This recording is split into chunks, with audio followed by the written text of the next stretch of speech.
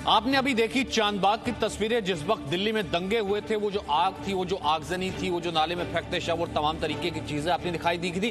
दूसरी हमने आपको तस्वीर स्वीडन की दिखाई थी। अगर मैं ऊपर से लोकेशन बैंड जिसे कहते हैं कि वो अगर हटा दूं, आपको लगेगा कि इसमें फर्क करना जो है बिल्कुल भी मुश्किल नहीं है। दोनों एक ही जगह की तस्वीरें हैं। इसलिए हम ये कह रहे हैं कि दो देश, दो खबर, दो दंगे, लेकिन सोच एक ही वजह और दंगों का तरीका भी एक ही। आज बात दिल्ली दंगों पर लिखी किताब Delhi riots 2020 the untold story की करेंगे, जिसमें दंगों पर कई बड़े खुलासे किए गए हैं। वही किताब जिसको लेकर के आपको याद होगा हमने चर्चा की थी, जिस किताब को लिखने से कॉन्ट्रैक्ट के बाद प्रकाशक ने रोक दिया था, यह कहते हुए कि नहीं, इसमें समुदाय विशेष का नाम आ सकता है, इसमें कुछ ऐसे तथ्य बिना पढ़े, बिना किताब के आए, किताब को डिजिटल दंगा करके रुकवा दिया गया था। किताब के मुताबिक दंगे पूरी तरह से सुनियोजित थे, यह किताब कहती है। देश और हिंदुओं के खिलाफ दंगों की साजिश रची गई। दंगों में आम लोगों और पुलिस वालों को निशाना भी बनाया गया। और अब बात एक और दंगे की करते हैं, जो भारत से हुआ तो करीब 6,500 किलोमीटर, लेकिन वो भी पूरे तरीके से फिक्स नजर आता है। स्वीडन के माल्मो शहर का दंगा, जो स्वीडन का शहर आग की तरह जल गया, बिल्कुल जैसे बेंगलोर में वो आग दिखी थी।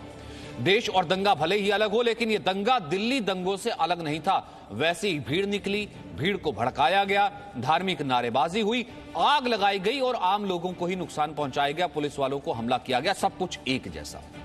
तो आज की बड़ी बहस 10 बजे की इन्हीं सवालों के साथ कि दिल्ली से स्वीडन तक क्या दंगों का मॉडल एक है।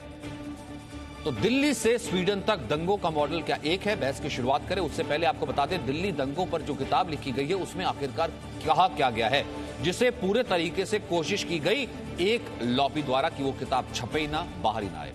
कि एक तो दिल्ली दंगा हिंदुओं के खिलाफ साजिश थी, दिल्ली दंगा भारत के खिलाफ था, दिल्ली दंगा मोदी सरकार के खिलाफ था, दिल्ली दंगा पुलिस के खिलाफ था, दिल्ली दंगा हिंदू आस्था का अपमान था, और दिल्ली दंगा पाकिस्तान जिंदाबाद के वहां पर बाकायदा नारे भी लगे।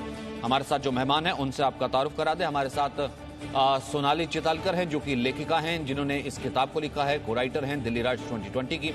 महज खान हैं, राजनीतिक विश्लेषक, चरणचुग राष्ट्रीय सचिव बीजेपी के हमारे साथ हैं। डॉक्टर असगर अली खान वकील हमारे साथ हैं। आचार्य अंकुर आर्य है सत्य नरातन संस्थान से, और शहजाद पूनावाला हैं राजनीतिक विश्लेषक। आचार्य अंकुर, आपको क्या इसमें क्या ये समानता नजर आती, क्या ये कोइंसिडेंटल है कि दिल्ली में दंगे होते हैं ट्रंप के आने से पहले कि एक ऐसा संकेत दिया जाए, सुनियोजित तरीके से बात आती है, लेकिन इसे दबाया जाता है कि ये सुनियोजित तरीके की बात सामने ना आए। बेंगलोर में भी ऐसा होता है, फेसबुक पोस्ट का माध्यम लिया जाता है, सुनियोजित है लेकिन सुनियोजित वाली बाहर सामने ना आए। और स्वीडन तक अगर मैं लिए चलता हूं तो स्वीडन में भी यही होता है कि कुरान के खिलाफ वाली बात आती, लेकिन सुनियोजित है, ये बात सामने ना आए। ये कौन सी लॉबी जो इतनी कनेक्टेड है?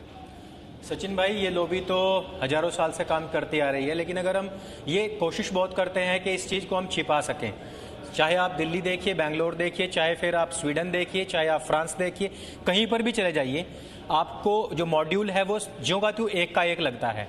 इसके पीछे थोड़ी सी केस स्टडी करने की आवश्यकता है और बहुत ज़्यादा इसके डीप में जाने की आवश्यकता नहीं है। आप ये देखिए कि शुरुआत कैसे होती है।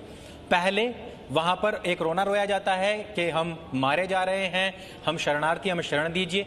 उनको शरण दी जाती है। थोड़े दिनों के बाद में फिर वहाँ के जो स्थानीय लोग हैं उनकी भावनाओं को आहत करते हैं, वो लोग उसकी जड़ में जाने का प्रयास करते हैं। जहाँ से ये जो हिंसा है, मैं नंबर्स बताना शुरू करूँगा तो फिर लोगों की भावनाएं आहत हो जाएंगी। वहां पर जब व्यक्ति कोई भी जाता है, और देखिए अभी आप जो स्वीडन की बात कर रहे हैं, वहां पर एक जो दक्षिणपंथी पार्टी थी, उसके एक नेता ने यही बात कही थी कि यह जो समस्या है, यह जो हिंसा है, यहां से उत्पन्न हो रही है। और इतनी बात कहनी थी कि वहां पूरे के पूरे शहर को जला दिया जाता है। भारतवर्ष में देखिए आप कि बेंगलोर के अंदर पहले हिंदुओं की भावनाओं को आहत किया जाता है और उस पर एक रेफरेंस देते हुए एक लड़का एक फेसबुक पोस्ट करता है और उस पर पूरा बेंगलोर जला जाता है। ये सारा का सारा सुनियोजित होता है, इसमें कुछ भी कोइंसिडेंटल नहीं है। ये नीचे से लेकर ऊपर तक सारे के सारे जो स्तंभ हैं, ये सारी की सारी जो संस्थाएं हैं जुड़ी हुई हैं। फिर इसके साथ ही साथ कुछ रिपोर्टर्स आ जाएंगे उसके ढकने के लिए। अभी दिल्ली वाले दंगे में हमने ये सारी चीजें खुल चुकी हैं। इसलिए सचिन भाई, इस पर गौर करने की आवश्यकता है।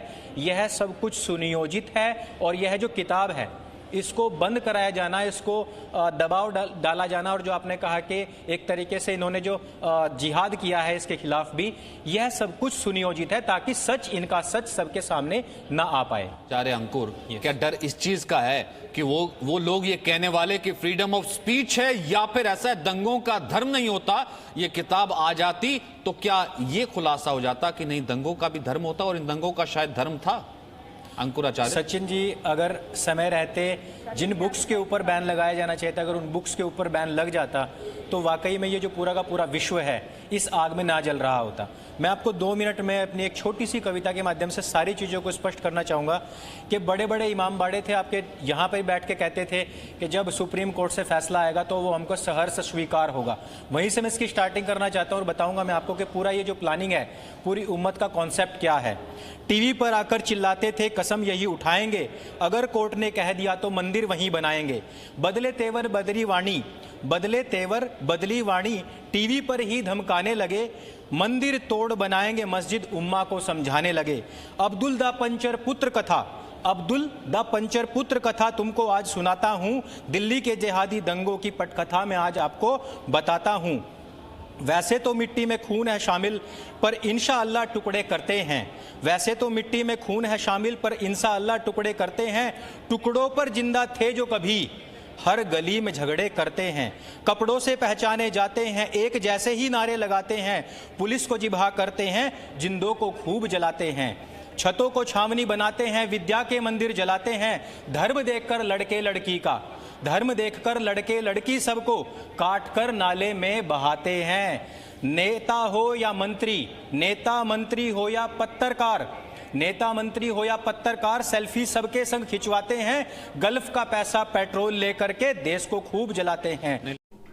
गोली पत्थर चलाते हैं, लाइब्रेरी में छुप जाते हैं, चिकन नेक पर उस्तरा रख के विक्टिम कार्ड दिखाते हैं, मासूमों को भड़काते हैं, मासूमों को भड़काते हैं, किताब की कसम उठाते हैं, महजब आ गया खतरे में कहकर जनसंख्या खूब बढ़ाते हैं, घुसपैठियों को छिपाते हैं, भाई उन्हें बताते हैं, हिंदुओं को सुरक्षा दी तो सड़कों पर उत्पात मचाते हैं, सड़कों पर उत्पात मचाते हैं।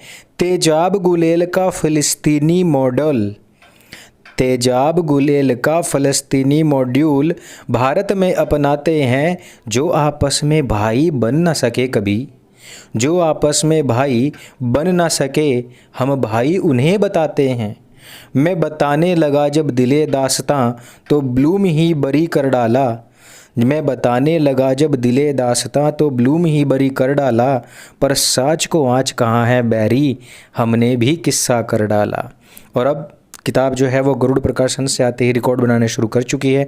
इसकी जो प्री बुकिंग है वो चल रही है, आप लोग भी कर सकते हैं। और अंत में मैं कहना चाहता हूँ, तुम कितने अंकित मारोगे, तुम कितने अंकित दिलबर मारोगे, हर घर से सैनिक निकलेगा, तुम कितने अंकित मारोगे, हर घर से सैनिक निकलेगा, तुम कितनी कलम को रोकोगे, अब बच्चा बच्चा बोलेगा, अब बच्चा बच्चा बोलेगा। धन्यवाद।